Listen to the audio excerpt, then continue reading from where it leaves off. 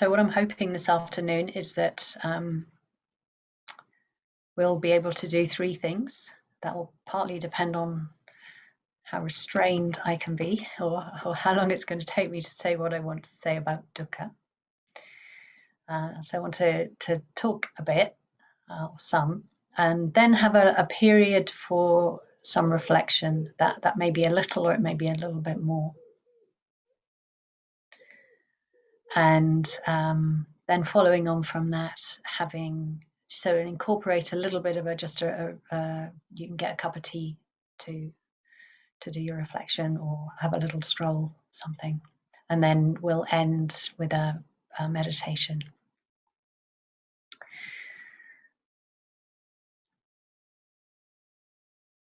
Yeah, so the first couple of minutes of what I'll say is probably a little bit more of a refresher, just in terms of the 3 kinds of dukkha.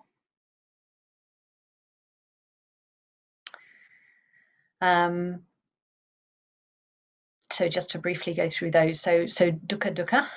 I must say, when I was sort of reminding myself of this, it doesn't seem that straightforward. Even dukkha doesn't seem that straightforward.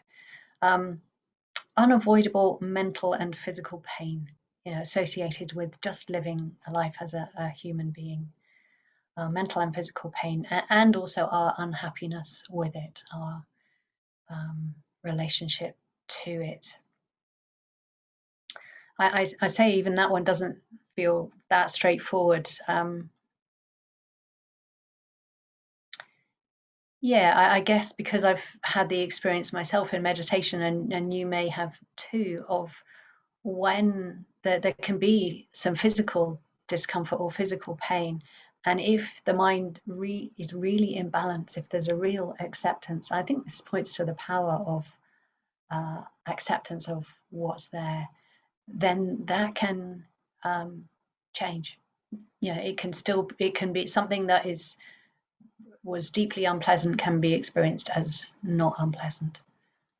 So I think there's a lot of exploration even in that, what we can take to be,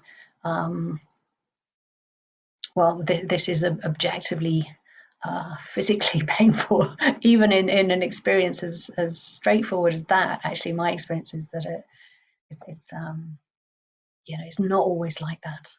It depends so much on how the awareness is, how the mind is with what's happening, which is great. It's great because that's what we have within our influence. Our influence rests there. It rests in how we relate to experience. So then the dukkha from change, impermanence, the loss of what we love, or the having of what we don't want. And maybe just to say at this point, so that, there definitely is pleasure in life. But we're a little bit partial to the pleasant, and a little bit averse often to the unpleasant. So we're a bit sort of one-sided, and always looking for the predominant experience to be one of pleasure. And then the sankhara dukkha, existential suffering. Bhante talks about it, threaded through conditioned existence. Bhante uses this very strong image in the 3 jewels. He says, even if we could cut out, it's like you've got this fabric, which is partly sort of enjoyable, pleasurable bits on it, and then these sort of dark, difficult experiences. And he says, even if we could cut out all the unpleasant, painful, difficult, unwanted experiences from life, cut out all those bits, there would still be something off. He doesn't say off, but that's something not quite right, something a bit out of kilter, because of this level of sankhara dukkha, existential suffering. Yeah, which I think that the Buddha, that's probably what he was sensing in terms of having a very, very pleasant life, everything around him trying to support his father, trying to support that, yeah, that life, that where he had everything that he could want, everything pleasant. And yet it something was missing. There was something of meaning that was not there, that he picked up on. So in the again in the Three Jewels, this is from the Nature of Existence chapter, Bhante says, he says, conditioned things are painful because we seek in them the absolute bliss that only the unconditioned can bestow, leaving inevitable disappointment and frustration. Yeah, so this is interesting. Conditioned things are painful because we seek in them the absolute bliss that only the unconditioned can bestow. And it reminded me of a book I read many years ago called The Psychology of Romantic Love. It's by a psychologist called Robert Johnson. And he's talking about a myth, the myth of Tristan and Isolde, or Tristan and Iseult, depending on which. I'll say Isolde. And in this book, The Psychology of Romantic Love, he's talking about two kinds of love. I don't know if anyone's read it. I found it really fascinating. So Tristan, our young hero, has two Isoldes in his life. So one is Queen Isolde, who's married, and at some point they're both given a love potion. I can't quite remember why, but that makes them fall incredibly strongly and passionately in love with each other. They have these snatched moments of bliss, but mostly they have a lot of unhappiness because they can't be together, or when they are together, they feel bad because they're cheating on her husband. So there's that Isolde, Queen Isolde, and then there's the Tristan's best friend, who has a sister called Isolde, and the sister really loves Tristan. And he could have a good life with her. He could have a life of companionship, of a shared life. You know, no reason for them not to be together, no sort of conflict. And he tries, but he can't. He can't. It's the queen. It's the queen or no one for him. This Queen Isolde. And what Robert Johnson says is that Isolde, the best friend's sister, represents this human love, if you like, the love that is accessible, companionship, friendship within relationship. And Queen Isolde represents the love of the divine, this highest urge for completion and for truth. And Robert Johnson says we make a mistake when we look for the divine within human love. We can have love. We can have love in terms of companionship, but when we also within us, as well as the desire for companionship and love, we have the desire, in his language, for the divine. We have a more sort of spiritual impulse. We have a desire for this way out of dukkha, this way out of meaninglessness. But we won't be able to, we can't do that through another person. And we get into trouble in our relationships, when we do try and do that often. So I saw a little bit of a parallel with Bhante's statement. So when we try and seek the characteristics of the unconditioned in the conditioned world, we also get into trouble. When we try and when we seek stability, when we seek permanence, when we base our happiness on trying to keep things stable, we try and make a reliable source of happiness from what is by nature unreliable and always changing.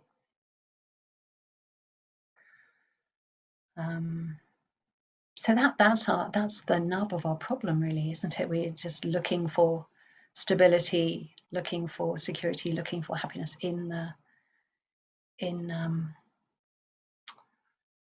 sort of in the wrong place. It's not quite in the wrong place.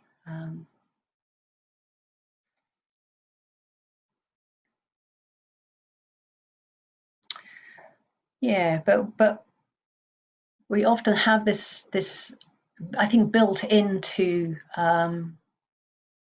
our views is that we somehow can avoid dukkha if we sort of just do it right, if we can manipulate our experience enough, we can have this reliable experience of happiness and satisfaction. So there's a basic not understanding that reliable nature of experience, and a basic non-acceptance of that the difficult, the unwanted, is just part of the human condition. And I think sometimes where we complicate it is not usually seeing that our suffering is not our fault, and dukkha is not a mistake, that it is part of the human condition. And I think just in that, that dukkha is not a mistake. There's something in me lets go a little bit. It's it's in a way a natural part of being a human being. Difficulty, struggle. It natural doesn't mean that it's inevitable. And I think the Buddha was pointing to another way. Maybe something I'll talk a bit more when I talk about craving. Was the Buddha seeing that we just thought we had one way out of dukkha, through craving, but actually he was pointing to a different way.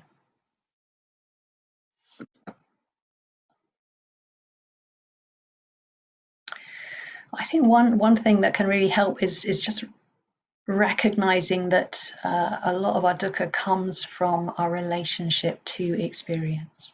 So it's not inherent in the object or the situation, but really about how we're relating to any particular experience. And often we're relating through craving or aversion. Or the delusion is, and if they're in the mix, then delusion is already there. If craving or aversion is in the mind, delusion is already there.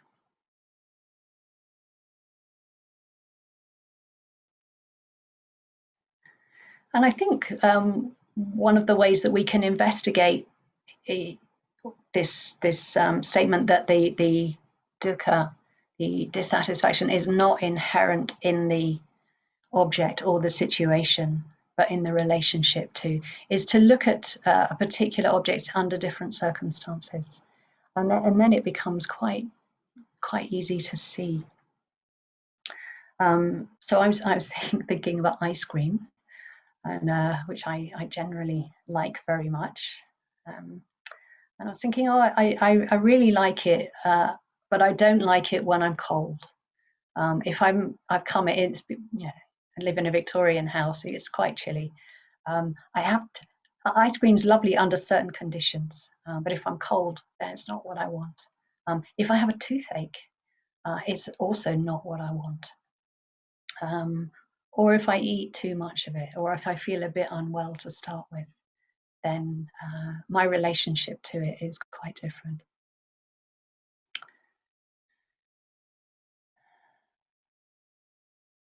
So it's not that the thing in itself has an inherent characteristic of pleasant or enjoyable.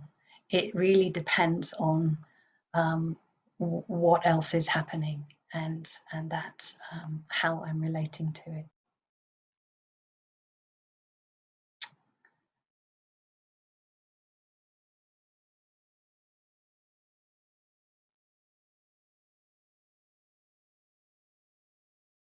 I think one of the areas where this can cause us a lot of it's like dukkha loaded on dukkha, is when we think we take this not inherent in the object a bit further and in relation to other people.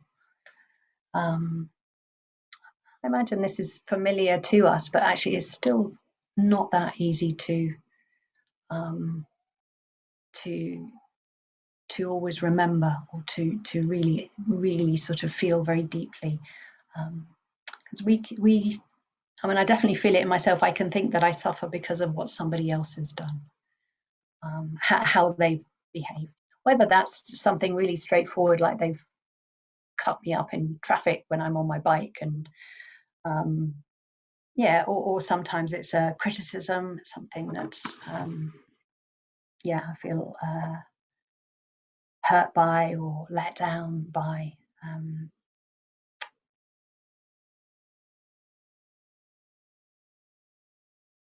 So what we do in this practice is in a way, whatever's gone on out there, it's always to take it to what's happening in here, what's happening in my own heart and mind.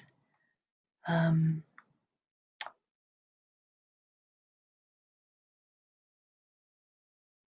that's not always easy to do. Sometimes it means staying with some very, very difficult and uncomfortable feelings.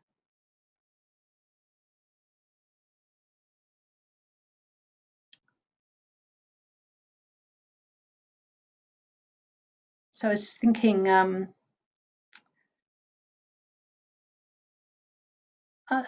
about sometimes that, you know, our communication in the Sangha, and you know, maybe we don't.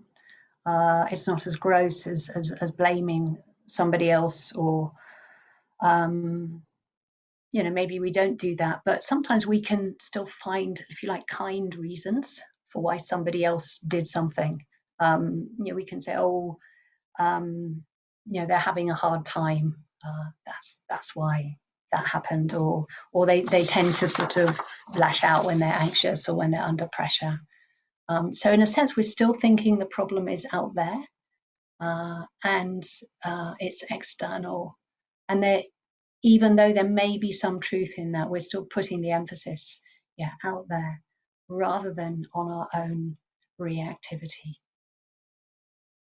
our own reaction to somebody getting upset with us, or somebody perhaps they have been a bit unreasonable. But, what's that like in here?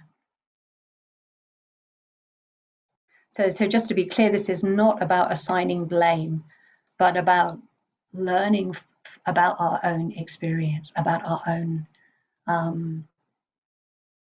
mental processes.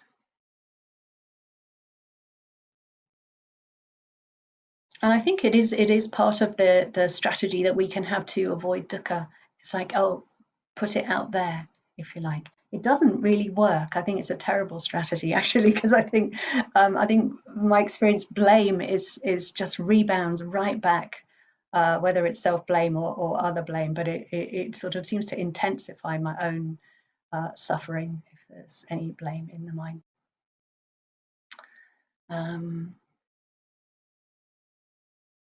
But it can be really helpful to watch the mind and see what are our avoidance strategies in relation to dukkha. How are we? What are we doing? And it might be a more sort of deluded, switching off, numbing out sort of strategy, something of a freeze almost in psychological terms or trauma terms.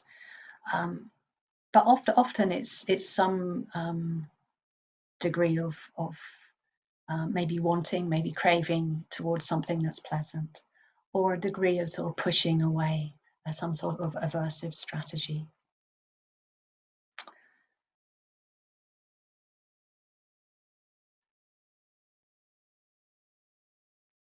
So I've got a little reading from U Tejaniya, the Burmese teacher I sit with, and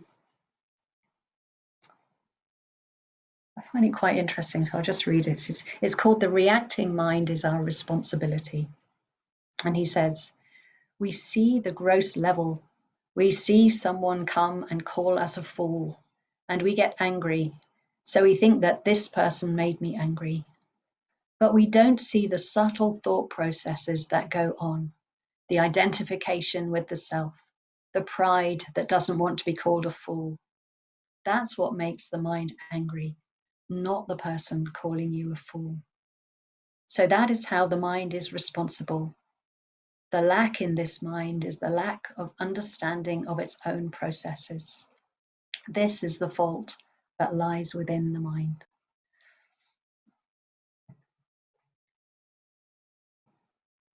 So it takes it right back, takes it back to in a way being with our own dukkha, if you like, our own dukkha.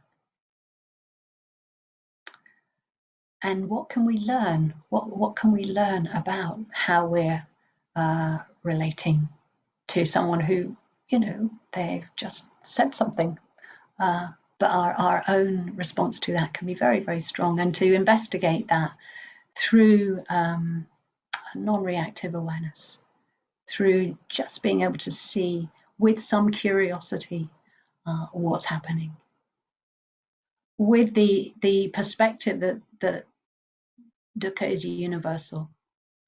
Strategies for avoiding dukkha are universal.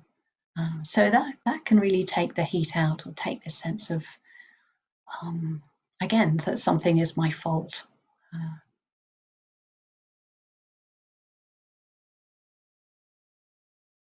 So sometimes I wonder if we translated dukkha as reactivity, if that might make it easier for the understanding to stick, that it's not about what's out there, but not about the object, about what's happening within this body and mind.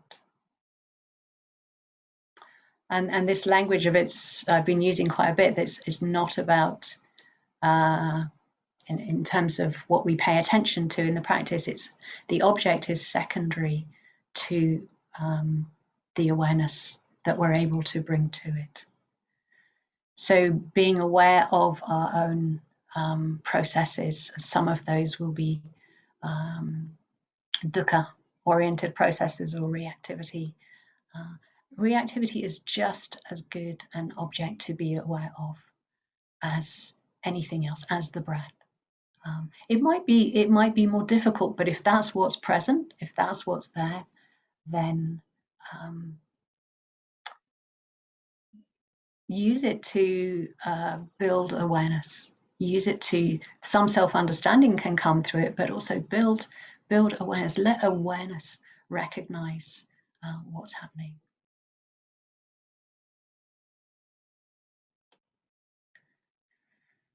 I think with awareness and right view, I think a lot of the heat of dukkha gets taken out through being able to look with a compassionate but less involved or a wiser involvement in experience. A mind, a quality of mind that's more able to see that something is being taken personally, something's been identified with. And the more that we can do that, especially with difficult stuff, the more helpful it is.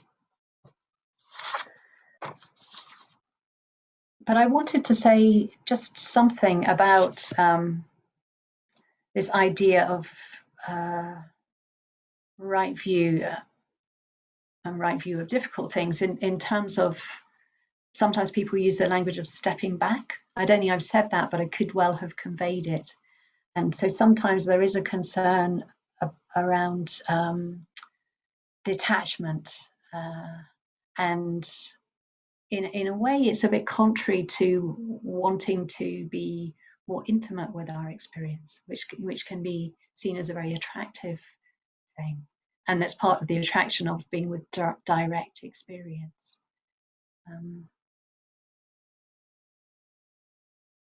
So with right view, there is a sort of detachment, but it's a detachment from klesha.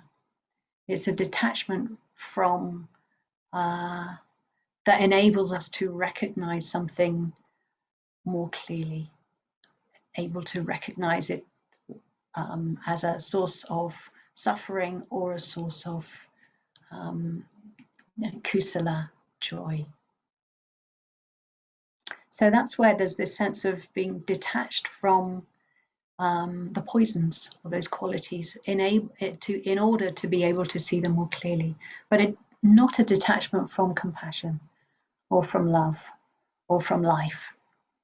So just to make that really clear, because sometimes the English language, the detachment conveys certain things, a certain coolness, and it's really not like that.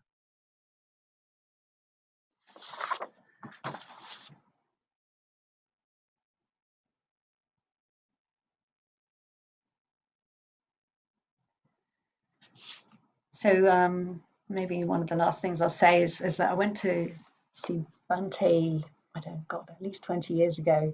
And I think it was after my first retreat with a Burmese teacher. This Burmese teacher had come to Manchester and led a retreat. And I'd been reading about him.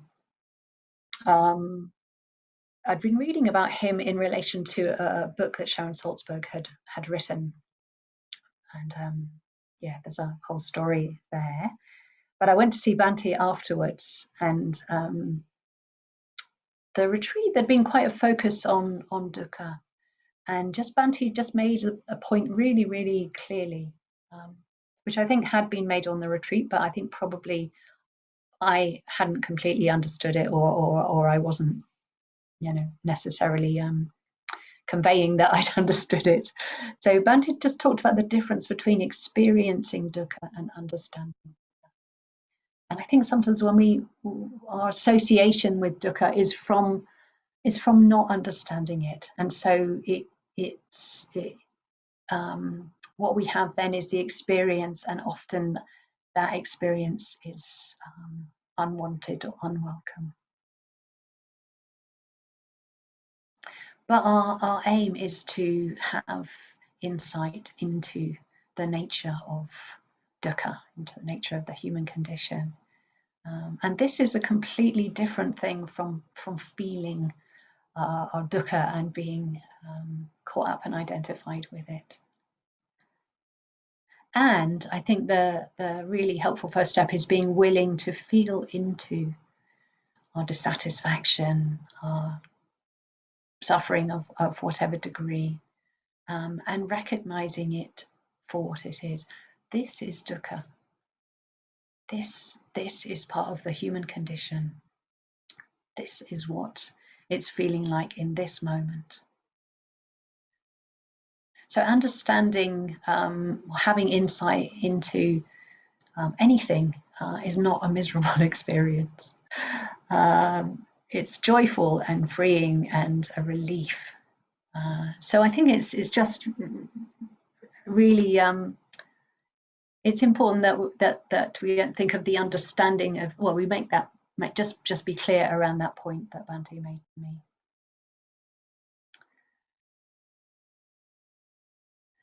I think that I did hear a story about a friend who's a student of Sayadaw U Tejaniya in Burma, and so this is a bit of an exception to that rule, and maybe it's just when there can be some in-between ground, if you like, between the experience of dukkha and perhaps the understanding. In this case, it was a understanding in relation to dukkha and craving. And so this friend had quite a big experience on quite a long retreat, and something had shifted. Something had really shifted. Something had been understood, but it was a bit like he was still in the birthing canal, and what his experience was like was that he felt he couldn't find pleasure in anything. It was like he'd had some sort of partial understanding of that relationship between dukkha and craving, and it left him unable to want anything. It's like it just didn't make sense, and that in itself was quite unpleasant. When you imagine not having all of those little things that in a way make our day more enjoyable. The nice food that we have, or the sleeping in the comfortable bed, or the communication, whatever it was. It was like it was quite grey. It was all quite grey for him at this point, and he had a really, really helpful conversation with Utejani at this point, who said, "Don't worry, you're in the birthing canal. This will pass. This is," and in a way, just put it in context. This sort of partial understanding that actually the end result will be very different.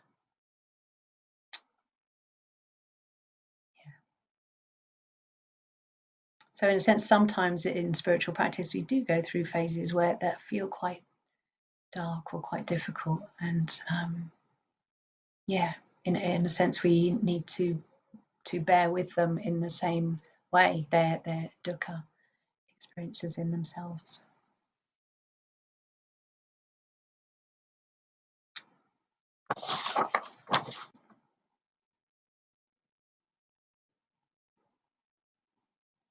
I think I've done it. I think I've said what I wanted to say in half an hour.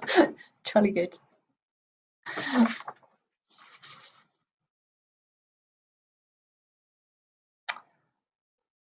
Okay, so maybe I'll leave it there, and I'm going to suggest, I'm calling it reflection time, and that might look different for different people. So as I say, you might just want to go and get a cup of tea and sit somewhere. You might want to have a little walk, or even just walk up and down. I might walk up and down in my garden.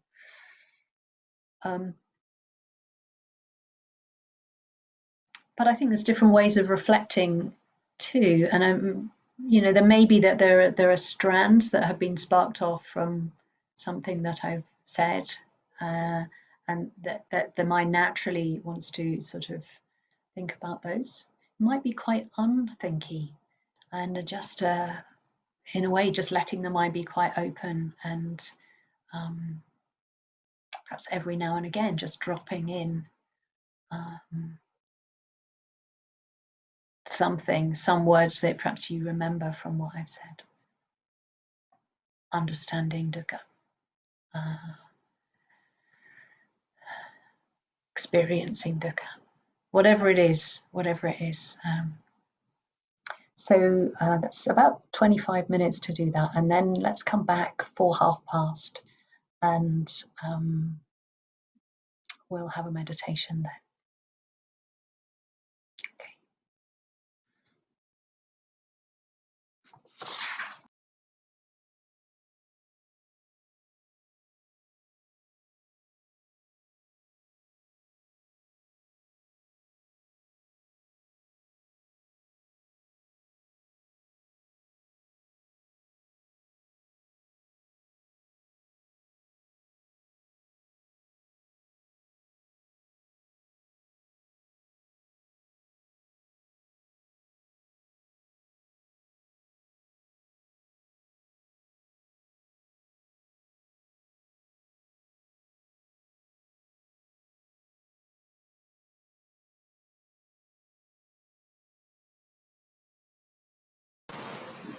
Okay.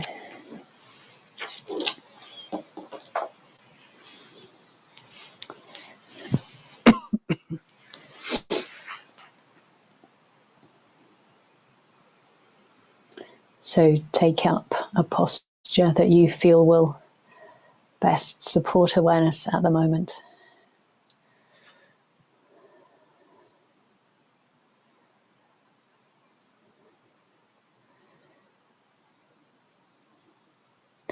That balance of relaxation and alertness, awakeness.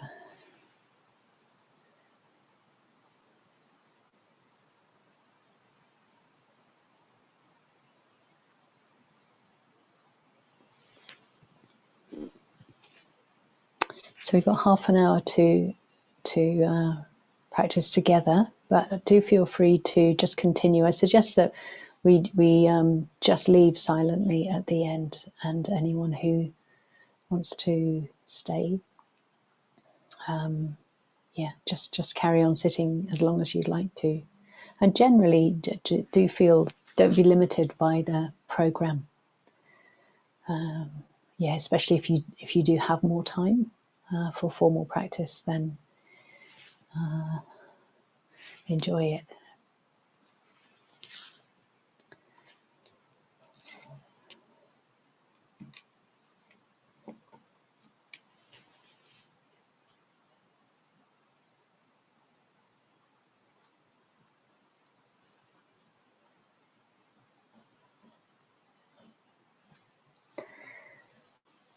So I invite you,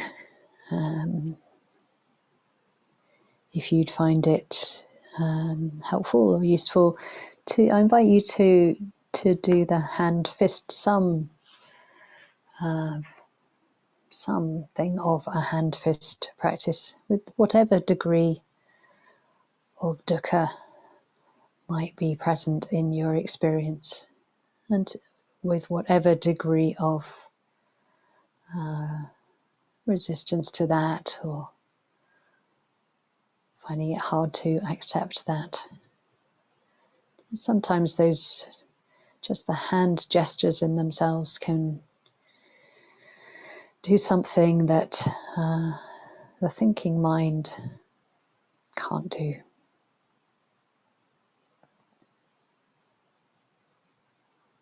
So I'll give a few minutes for that, and then just say a few things taking us into practice.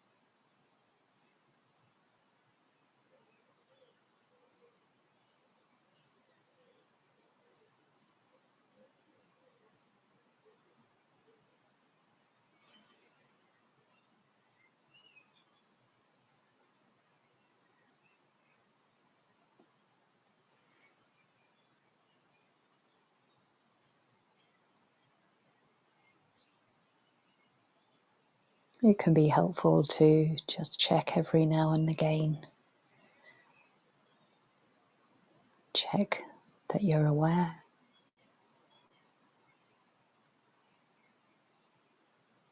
Check for the presence or absence of right view, some Dharma perspective on your experience.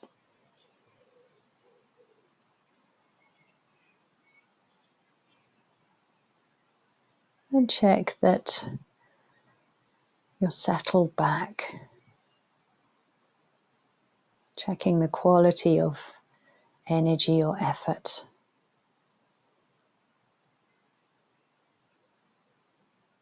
And from that perspective, you can notice any leaning into the next moment, any trying or doing.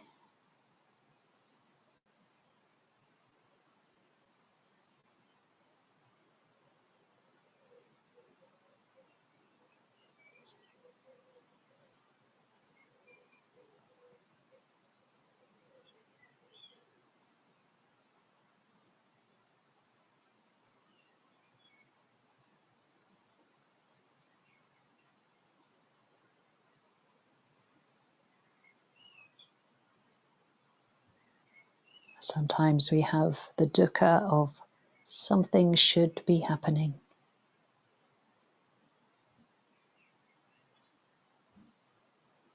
So what's that like? Just taking delight in whatever awareness knows about that experience.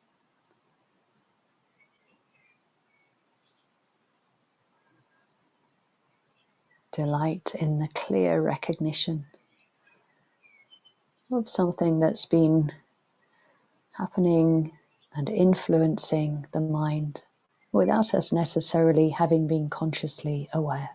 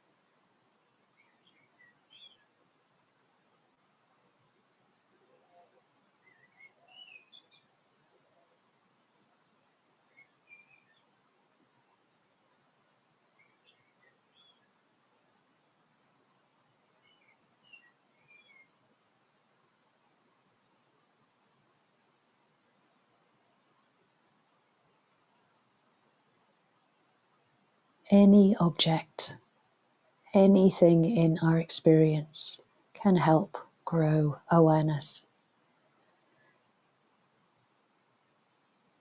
It doesn't have to be pleasant. We just need to be aware of it.